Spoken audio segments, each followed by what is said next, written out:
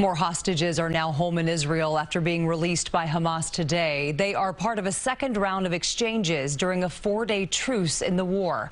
The group includes 8 children and 5 women. The release happened after a brief holdup over a dispute about the amount of aid being allowed into northern Gaza. CBS News correspondent Lilia Luciano reports from Tel Aviv.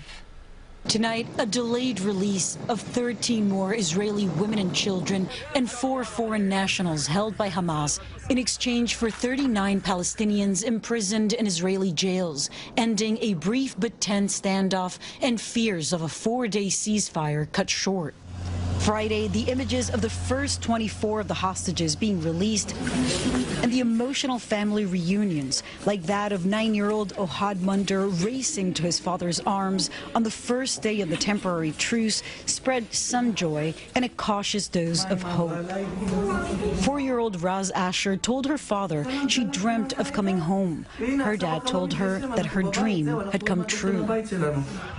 In the Israeli-occupied West Bank, parents of children and young women released from Israeli prisons held them in relief and disbelief. And in war-ravaged Gaza, where at least 13,000 have been killed, according to the Hamas-run health ministry, and the vast majority, 1.7 million, displaced, the pause in fighting allowed in hundreds of aid trucks and fuel that was slow to trickle to Gazans who waited in endless lines.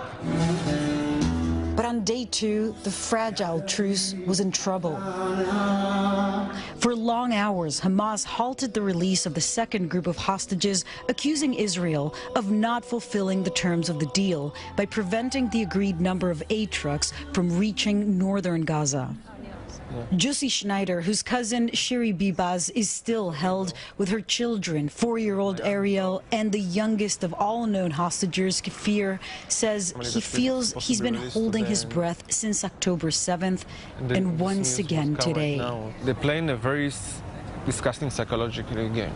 I don't know if my family is going to come back on Saturday or Sunday or Monday, but I know that they're on the 50s, so I will be more, relaxed. During those tense hours, according to officials, Egypt and Qatar were instrumental mediators in maintaining the truce going. But keep in mind, this is a temporary 4-day pause, which could go beyond that, depending on the amount of hostages that are released.